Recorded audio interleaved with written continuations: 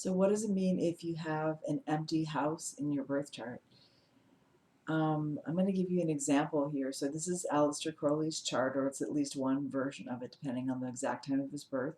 And you can see that he has the 11th house empty.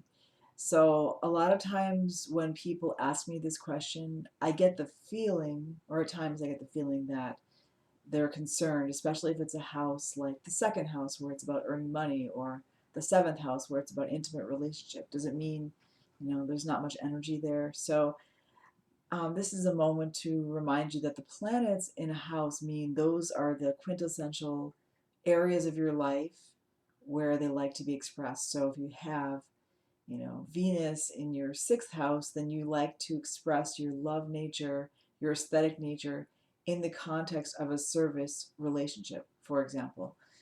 Um, so if you don't have any planets in a particular house, like Aleister Crowley does not have in his 11th house, it just, in some ways, the answer is it doesn't mean anything. It doesn't mean anything except that his planets prefer to operate somewhere else, different areas of life. So the 11th house is the house of treating everyone exactly as the same as you, in the sense of they're all a divine spark. They're all human. So there's like that kind of like brotherhood, sisterhood relationship with people in the 11th house.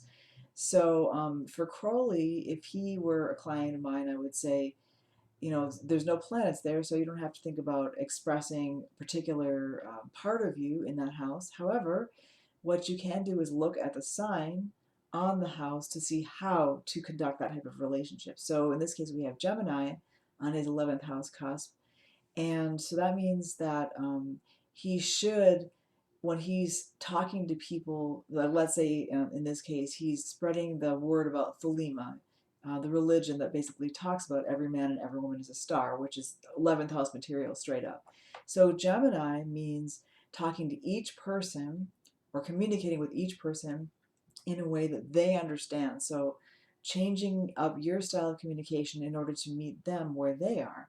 So that's how he should conduct the 11th house material. So when he's talking to people about Thelema, change it up to where they're understanding based on how they are.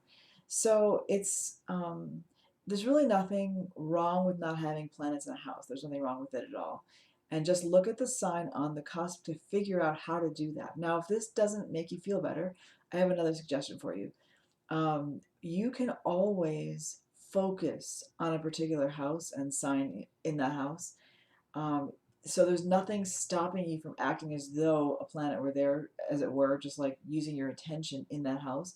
And one good way to do this is to look at any planets that are directly opposite that house and sign. So you could, for example, with Crowley, he could look in his fifth house. Oh, he doesn't have anything there either, so that doesn't work for him.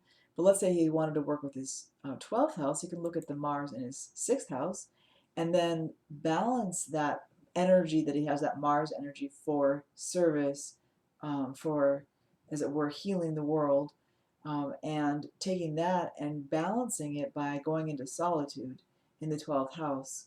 And specifically, his 12th house is in Cancer, so he can care for himself in solitude and almost like be a mother to himself, and that can balance his Mars energy so he doesn't exhaust himself going out into the world and serving it through talking about the Thelema, let's say. So that's just an example where you can sometimes, if you have a planet opposite that house, you can focus into that house in balance. But even if you don't, you can always simply focus into that empty house. I hope this has been helpful, but if you have questions, please do ask in the chat. And if you like the video, give it a like and please subscribe to my channel.